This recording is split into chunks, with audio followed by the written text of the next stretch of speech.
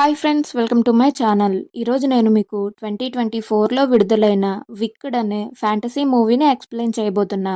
మీరు కనుక నా ఛానల్ని చూడటం ఇదే ఫస్ట్ టైం అయితే ప్లీజ్ సబ్స్క్రైబ్ చేసి పక్కనే ఉన్న బెల్ ఐకాన్ని రింగ్ చేయండి. మూవీ స్టార్టింగ్లో ఓజ్ అనే ఒక అందమైన విలేజ్ని చూస్తాం. అక్కడి ప్రజలు చాలా హ్యాపీగా ఉన్నారు, ఎందుకంటే ఆ ఊరి మంత్రగత్తె చనిపోయి ఉంటుంది.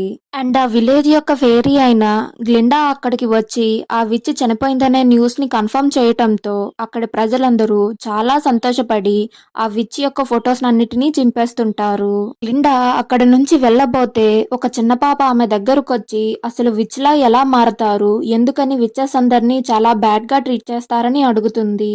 ఈ క్వశ్చన్ విన్న ఆమె అసలు విచెస్ అనేవాళ్ళు చెడ్డవాళ్ళు కాదు, వాళ్ళ చుట్టూ ఉన్న పరిస్థితుల కారణంగా వాళ్ళు అలా తయారవుతారని చెప్తుంది. మూవీ పాస్ట్ కి వెళ్తుంది. మంత్రగత్తె ఎల్ఫాబా పుట్టినప్పుడు ఆమె స్కిన్ కలర్ అనేది గ్రీన్ గా ఉంది. దీనివల్ల వాళ్ళ ఫాదర్ జనరల్ ఆమెను అసలు యాక్సెప్ట్ చెయ్యడు. అండ్ ఆమెకు కొన్ని మంత్రశక్తులు పుట్టుకతోనే వచ్చాయి. ఆమె కోప్పడినా ఏడ్చినా సరే అవి యాక్టివేట్ అవుతుంటాయి. ఇది గమనించిన ఆమె పేరెంట్స్ ఆమెను హేట్ చేసేవారు. ఆమె పెరిగే కొద్దీ తన సమస్యలు కూడా పెరుగుతూనే వచ్చాయి. ఎవ్వరూ ఆమెను పట్టించుకునేవారు కాదు. తర్వాత వాళ్ళ పేరెంట్స్ రోజ్ అనే ఇంకొక అమ్మాయిని కూడా కంటారు. బట్ ఆ అమ్మాయికి ఒక కాలు అనేది సరిగ్గా ఉండదు. అయినా సరే ఎల్ఫాబా తన చెల్లిని ఎంతగానో ప్రేమిస్తుంది. ఎలా అంటే ఒకసారి ఎల్ఫాబా తన చెల్లికి ఒక స్టోరీని చెప్తున్నప్పుడు ఆమె ఫ్రెండ్స్ తన చెల్లిని ఎక్కిరిస్తారు. దీంతో కోప్పడిన ఆమె తన పవర్స్ ని ఉపయోగించి నేలపై ఉన్న రాళ్లను తీసి ఆ పిల్లలపైకి విసిరేస్తుంది. కానీ ఈ విషయం తన ఫాదర్ అయిన జనరల్ కి తెలుస్తుంది. అతను ఆమెపై బాగా కోప్పడి తన చెల్లిని అక్కడి నుండి తీసుకెళ్లిపోతాడు. కానీ ఎల్ఫాబాని పట్టించుకోడు. మళ్ళీ ప్రజెంట్ కి వచ్చి గ్లిండా ఇంకా విలేజెస్ ని చూపిస్తారు. వాళ్ళు ఆ విచ్ యొక్క పెద్ద స్టాచ్యూని తయారు చేయడాన్ని చూసి గ్లిండా దాన్ని కాల్చేస్తుంది. ఇంకా ఆమె అక్కడి నుండి వెళ్ళబోతే ఇంకొక అమ్మాయి ఎల్ఫాబా నీ ఫ్రెండ్ కదా, అందుకోసమే నువ్వు ఇంత మంచిగా మాట్లాడుతున్నావు తన గురించనే అంటుంది. ఇంకా ఆమె మేబీ తను నా ఫ్రెండ్ కాకపోయినా సరే తనేంటో నాకు బాగా తెలుసంటూ అని చెప్తుండగానే మళ్ళీ పాస్ట్ కు వెళ్తుంది. యూనివర్సిటీలో చదువుకోవడానికి వచ్చుంటుంది. అక్కడికి ఎల్ఫాబా కూడా వస్తుంది. బట్ తను చదువుకోవడానికి కాదు, తన సిస్టర్ అయిన రోజ్ ని అడ్మిట్ చేయటానికి. బాకు జనరల్ పర్మిషన్ ఇచ్చుండడు. సో ఆమె కేవలం తన చెల్లి కోసమే వచ్చుంటుంది. ఇంట్రడక్షన్ అయిపోయాక ఒక టీచర్ వచ్చి రోజ్ ని వాళ్ళ ప్రోటోకాల్ ప్రకారం తీసుకెళ్తుంది. ఇలా చేయటం ఎల్ఫాబాకు నచ్చదు. తను ఆ టీచర్ ని ఆపుతుంది. బట్ ఆమె వినకపోవటంతో ఆమె కోప్పడి తనను తీసుకువెళ్తున్న ఆ వీల్ చైర్ ని తన పవర్స్ తో ఆపేస్తుంది. కానీ ఆమె పవర్స్ ని కంట్రోల్ చేయలేకపోవటంతో చుట్టూ ఉన్న వస్తువులన్నీ గాల్లోకి ఎగురుతాయి. దీనిని ఆ ప్రిన్సిపాల్ గమనిస్తుంది. ఆమెకు తెలుసు ఇది చేసింది ఎల్ఫాబా అని. అందరికీ తెలిస్తే ఆమె ఒక మంత్రగత్తని అందరూ ఆమెను కొడతారు. సో ప్రిన్సిపాల్ అందరి ముందుకు వచ్చి ఇది నేను సరదాగా చేశా, మీరెవ్వరూ భయపడకండి అని చెప్పి అల్ఫాబాను సేవ్ చేస్తుంది. ఆ ప్రిన్సిపాల్ గ్లిండాతో నువ్వు అల్ఫాబాని నీ రూమ్ కి తీసుకువెళ్ళని చెప్తుంది. గ్లిండా సరే అని ఆమెను కలిస్తే నేను ఇక్కడికి చదువుకోవడానికి కాదు, నేను తిరిగి వెళ్ళిపోవాలని చెప్తుంది. ఇప్పుడు ఆ ప్రిన్సిపలే అల్ఫాబాని ఒక రూమ్ లోకి తీసుకుని వెళ్ళి నీ మ్యాజిక్ పవర్స్ అనేవి చాలా బాగున్నాయి, నువ్వు ఇక్కడ జాయిన్ అయితే వాటిని ఎలా కంట్రోల్ చేయాలో నీకు నేర్పిస్తా అంటుంది. ఇది విన్న అల్ఫాబా కూడా చాలా హ్యాపీగా ఫీల్ అయినా ఫాదర్ ఇక్కడ చదువుకోవడానికి పర్మిషన్ ఇవ్వరని బాధపడుతుంది. అందుకు ఆమె నువ్వేం బాధపడకు, నేను మీ ఫాదర్ ని ఒప్పిస్తా, నువ్వు ఇక్కడ జాయిన్ అవ్వని చెప్పటంతో ఆమె చాలా హ్యాపీగా ఫీల్ అవుతుంది. ఆమె గ్లిండా రూమ్ కి వెళ్తుంది. బట్ ఆమె ఆ రూమ్ మొత్తం తన సామాన్లతో నింపేసి ఉంటుంది. ఎల్ఫాబా తన కోసం ఒక ప్లేస్ ని ఖాళీ చేయాలనుకున్న గ్లిండా ఆమెను ఆపుతుంది. దీనివల్ల ఎల్ఫాబాకి కోపం రావటంతో వస్తువులన్నీ గాల్లో తేలుతుంటాయి. అండ్ ఎల్ఫాబా ఆమె వస్తువులన్నిటినీ తొలగించి ఆమెకంటూ ఒక ప్లేస్ ని రెడీ చేసుకుని అక్కడే పడుకుంటుంది.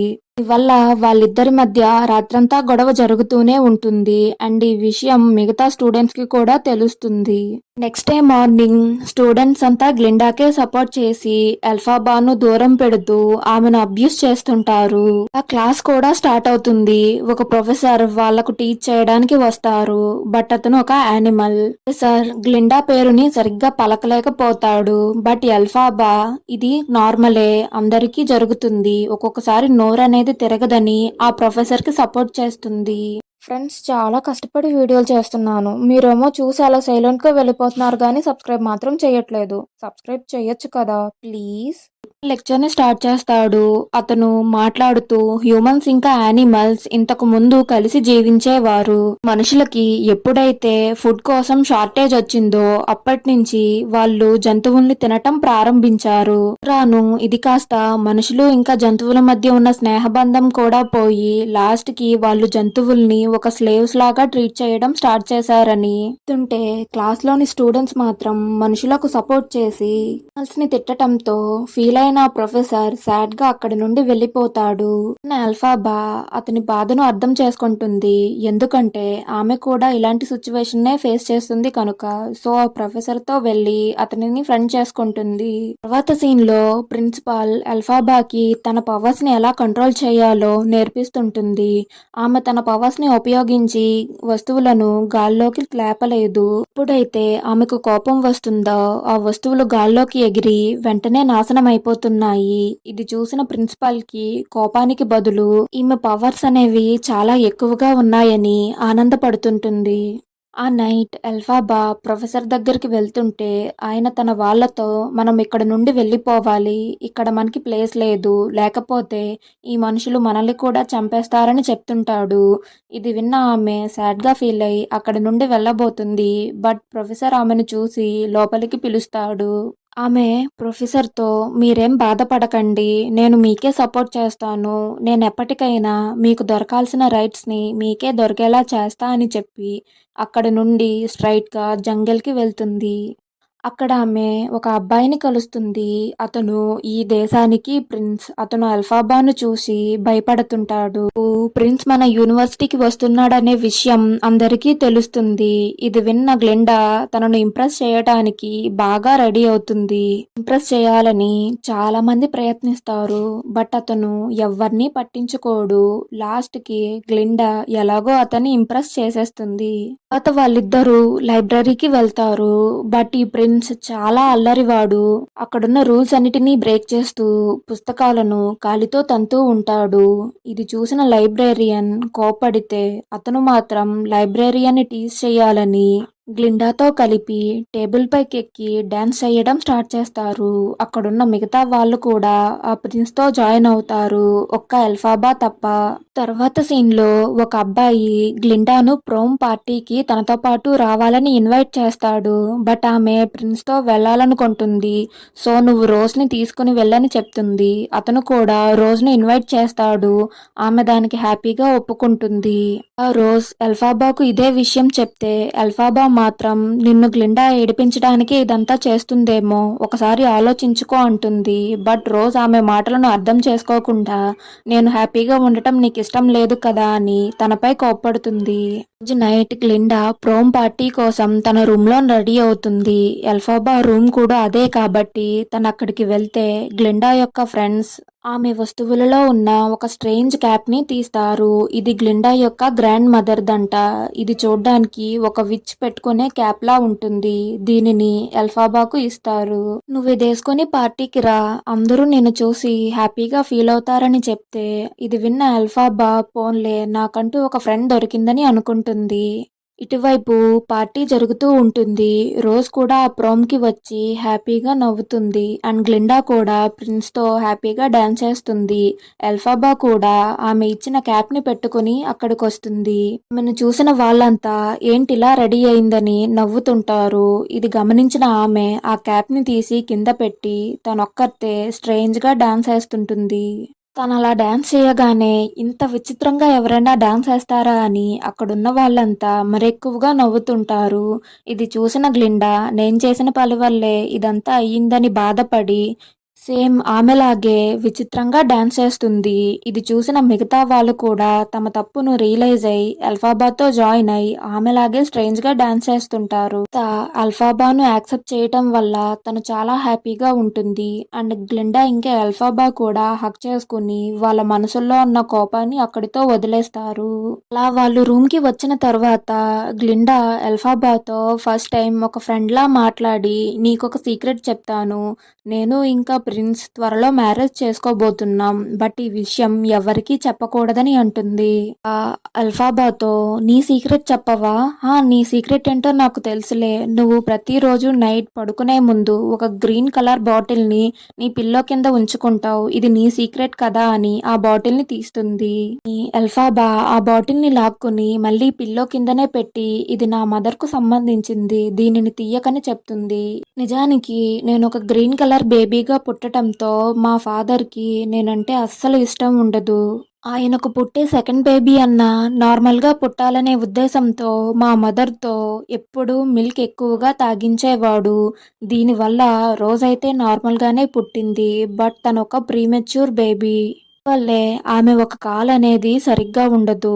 అంతేకాదు ఆమె ప్రీమెచ్యూర్ బేబీ అవ్వటంతో ఆమె పుట్టే సమయంలో మా మదర్ చనిపోయింది. అంతా నా వల్లే జరిగింది. నేను ఇలా గ్రీన్ కలర్లో పుట్టుండకపోతే మా ఫాదర్ మా మదర్కి ఎక్కువగా మిల్క్ తాగించేవాడు కాదు. దానివల్ల మా చెల్లి కూడా కరెక్ట్ టైంకి నార్మల్గా పుట్టుండేది. అండ్ మా అమ్మ కూడా ఇప్పటికి బ్రతికుండేది. పడుతుంటే ఆమె పరిస్థితిని అర్థం చేసుకున్న గ్లిండా ఆమె మూడ్ని మార్చటానికి చక్కగా రెడీ చేసి ఆమె డ్రెస్సింగ్ స్టైల్ని బాగా మారుస్తుంది. నెక్స్ట్ డే ఆమె ఈ చేంజ్ని చూసి మిగతా స్టూడెంట్స్తో పాటు ప్రిన్స్ కూడా ఇంప్రెస్ అయి తనతో మాట్లాడుతాడు. తర్వాత ఎల్ఫాబా ప్రొఫెసర్ని కలవడానికి వెళ్తుంది. అండ్ అతను ఇక్కడ యానిమల్స్కి సేఫ్ కాదని తన వాళ్ళతో ఈ కాలేజ్ని వదిలి వెళ్ళబోతున్నాడు. అండ్ అలా వెళ్లే ముందు లాస్ట్గా ఒక లెక్చర్ ఇవ్వాలనుకున్నాడు. ఇస్తున్నప్పుడు ఒక టీచర్ కొంతమంది సెక్యూరిటీ గార్డ్స్తో ఆ పాత లెక్చరర్ని చాలా ఫోర్స్ఫుల్గా అక్కడ నుండి బయటకు నెట్టేస్తాడు. ఇది చూసిన అల్ఫాబా చాలా ఫీల్ అవుతుంది. కానీ ఆమె ఏమీ చేయలేని పరిస్థితిలో ఉంటుంది. లో ఒక న్యూ ప్రొఫెసర్ వస్తాడు. అండ్ అతను వచ్చే ముందే ఒక చిన్న కేజ్లో లయన్ పిల్లని బంధించి తీసుకొస్తాడు. స్టూడెంట్స్ తో యానిమల్స్ మనతో సమానంగా కాదు, కేవలం మనకు ఒక స్లేవ్స్ లా మాత్రమే ఉపయోగపడతాయని దీనిని చూపిస్తూ సింబలైజ్ చేస్తాడు. ఇది చూసిన అల్ఫాబా కోపం పట్టలేక తన పవర్స్ ని యూజ్ చేస్తుంది. దీని వలన ఫ్లవర్ పెటల్స్ గాలిలోకి తేలి ఒక్కొక్క స్టూడెంట్ దగ్గరికి ఒక్కొక్కటి వెళ్తుంది. అండ్ వాటిని చూసిన స్టూడెంట్స్ అందరూ అన్కాన్షియస్ అయిపోతారు. మొత్తం క్లాస్ లో ఉన్న వాళ్ళంతా స్పృహ కోల్పోయిన ప్రిన్స్ మాత్రం నార్మల్ గానే ఉంటాడు. అల్ఫావా ఆ లయన్ పిల్లను తీసుకుని అడవిలోకి వెళ్తుంది. ప్రిన్స్ కూడా ఆమెకు సహాయం చేస్తాడు. వీళ్ళిద్దరూ సైకిల్ పైన వెళ్లి ఆ లయన్ ని అక్కడ వదిలేస్తారు. ఆ క్లాస్ కు వచ్చిన ప్రిన్సిపాల్ వాళ్ళందరూ స్పృహ కోల్పోవడాన్ని చూసి ఇదంతా అల్ఫాబాయే చేసుంటుంది, ఆమె పవర్స్ ఇంకా ఇంకా పెరుగుతున్నాయని ఆనందపడుతుంది. ఏ విషయాన్ని ఆమె ఎవరికో గాని ఒక లెటర్ రాసి పంపిస్తుంది. అడవిలో ప్రిన్స్ కి ఇంకా అల్ఫాబాకి ఒక విషయమై గొడవ జరుగుతుంది. అతను అక్కడ నుండి వెళ్ళబోతే అల్ఫాబా అతన్ని ఆపుతుంది. ఎందుకంటే ఆమె అతన్ని ఇష్టపడటం స్టార్ట్ చేసింది. ప్రిన్స్ ఎప్పటికీ ఆమెను ఇష్టపడరనే ఉద్దేశంతో ఆమె అతన్ని వదిలేస్తుంది. అండ్ ఇద్దరూ అక్కడి నుండి వచ్చేస్తారు. నెక్స్ట్ డే యూనివర్సిటీలో ఉన్న అల్ఫాబా కోసం ఒక పెద్ద మెజిషియన్ నుంచి కాల్ లెటర్ వస్తుంది. మెజిషియన్ కి మన ప్రిన్సిపాలే అల్ఫాబా గురించి చెప్పుంటుంది. అండ్ ఈ విషయం తెలుసుకున్న అల్ఫాబా చాలా హ్యాపీగా ఫీల్ అయి అతన్ని కలవడానికి ఒప్పుకుంటుంది. తను తీసుకెళ్లటానికి గ్రీన్ కలర్ లో ఉన్న ఒక ట్రైన్ వస్తుంది. తను వెళ్ళిపోతుంది. సో స్టూడెంట్స్ అందరూ ఆమెను కలవటానికి వస్తుంటారు. ఆమెకు ఒక గుడ్ లక్ ఫ్లవర్ ని గిఫ్ట్ ఇస్తాడు. గ్లిండా తనతో మాట్లాడుతూ ప్రిన్స్ ఇంతకు ముందులా నాతో ఉండట్లేదు, అవాయిడ్ చేస్తున్నాడని చెప్పి బాధపడుతుంది. అల్ఫాబా కూడా కొంచెం సాడ్ గా ఫీల్ అయి ఆ ట్రైన్ ఎక్కేస్తుంది. అలా ఎక్కాక గ్లిండా తనకొక లెటర్ ఇస్తుంది. నాకు కూడా నీతో పాటు రావాలని ఉంది, నిన్ను వదిలి నేను ఉండలేనని రాయటంతో ఇది అర్థం చేసుకున్న అల్ఫాబా తన ఫ్రెండ్ ని కూడా తనతో పాటు రమ్మని ఆ ట్రైన్ ఎక్కమంటుంది. అప్పటి తరువాత వాళ్ళు ఎమరాల్డ్ సిటీని రీచ్ అవుతారు. అక్కడి ప్రజలందరూ వాళ్ళ కోసం పాట పాడుతూ డాన్స్ చేస్తూ చాలా గ్రాండ్ గా వెల్కమ్ చెప్తారు. ఒక మ్యాజికల్ సిటీ అండ్ ఒక ప్లేస్ లో మ్యాజిక్ షో కూడా జరుగుతుంది. అండ్ ఆ మ్యాజిక్ షోని నిర్వహించేది మరెవరో కాదు, ఈమెను పిలిచిన ఆ పెద్ద మెజిషియన్ విజర్డే. ఆ విజర్డ్ అల్ఫాబాను తన ప్లేస్ కి తీసుకుని వెళ్లి ఈ సిటీ యొక్క ఫ్యూచర్ ని అతను ఒక సెట్ లా వేసుంటాడనమాట, దాన్ని చూపిస్తాడు. ఇది చూసిన అల్ఫాబా మీరు స్ట్రీట్స్ ని ఎల్లో కలర్ పెయింట్ తో వేయాలి అండ్ అక్కడక్కడ లైట్స్ ని పెడితే ఇంకా అందంగా ఉంటుందని చెప్తుంది. అలాగే ఆ విజర్డ్ కూడా చేస్తాడు. ఆమె ఆ మినియేచర్ ని బాగా గమనిస్తే ఎత్తైన బిల్డింగ్‌లో ఎల్ఫాబా యొక్క పప్పెట్ ఉంటుంది. అంటే అది చూడ్డానికి ఈ సిటీ మొత్తాన్ని ఎల్ఫాబా పాలిస్తున్నట్లుంటుంది. ఆమె నాకు ఎవరిపైనా రూల్ చేయటం ఇష్టం లేదు. నా డ్రీమ్ కేవలం జంతువులకు హెల్ప్ చేయడం మాత్రమే. దానికోసం మీరు నాకు సహాయం చేయాలని చెప్తుంటుంది. మాట్లాడుకుంటూ ఉండగానే ఆ యూనివర్సిటీ ప్రిన్సిపాల్ కూడా అక్కడికొస్తుంది. ఆమెను చూసిన ఎల్ఫాబా చాలా సంబరపడి ఆమెను హగ్ చేసుకుంటుంది. అక్కడున్న ఒక కోతి ఆ విజర్డ్ యొక్క ఒక మ్యాజిక్ బుక్ ని చూపిస్తుంది. విజర్డ్ ఎల్ఫాబాతో నువ్వు ఈ బుక్ లో ఉన్న మంత్రాలను చదివి ఈ కోతి ఎగిరేటట్లు చేయొచ్చని చెప్తాడు. అండ్ అతను రిక్వెస్ట్ చేయటంతో ఎల్ఫాబా కూడా ఆ బుక్ లో ఉన్న స్పెల్స్ ని చదువుతుంది. సర్ప్రైజింగ్లీ ఆ స్పెల్స్ కూడా వర్క్ అవుతాయి. ఇందుకు ఎల్ఫాబా హ్యాపీగా ఫీల్ అవుతుంది. ఎందుకంటే తను యానిమల్స్ కోసం ఏదో ఒక మంచి చేయగలుగుతున్నా అని. ఆ మంకీకి రెక్కలొచ్చే ప్రాసెస్ లో అది చాలా పెయిన్ ని అనుభవిస్తుంది. దాని స్టమక్ నుంచి ఫెదర్స్ అనేవి బయటకు వస్తూ ఉంటాయి. దీనివల్ల ఆ మంకీ నొప్పితో అరుస్తుంటుంది. ఆమె దీన్ని ఆపాలనుకుని ఆ స్పెల్స్ ని రివర్స్ చేసి చదువుతుంది. బట్ దాని వల్ల ఎటువంటి లాభం ఉండదు. సో ఆమె ఆ విజన్ ని హెల్ప్ అడుగుతుంది. అతను లేదు, ఈ స్పెల్స్ ని నేను ఎన్నిసార్లు చదివినా సరే అవి వర్క్ అవ్వలేదు. అవి కేవలం నీకు మాత్రమే పనిచేస్తున్నాయి. నీ పవర్స్ అనేవి చాలా ఎక్కువగా ఉన్నాయి. ఇవి నువ్వు చేస్తేనే తప్ప వర్క్ అవ్వవు. అండ్ నువ్వు ఆపితేనే తప్ప ఆగవు. ఇంకెవరూ దీన్ని ఆపలేరని చెప్తాడు. బయటకొచ్చి చూస్తే మొత్తం ఆ మంకీస్ ఆర్మీ అంతా బాధతో చాలా అరుస్తూ ఉంటాయి. ఎందుకంటే వాటన్నిటికీ వింగ్స్ అనేవి వస్తున్నాయి. అండ్ ఆమెకు ఒక విషయం అనేది స్ట్రైక్ అవుతుంది. అసలు ఈ ప్రిన్సిపల్ ఇంకా విజార్డ్ నన్ను కావాలనే ట్రాప్ చేశారు.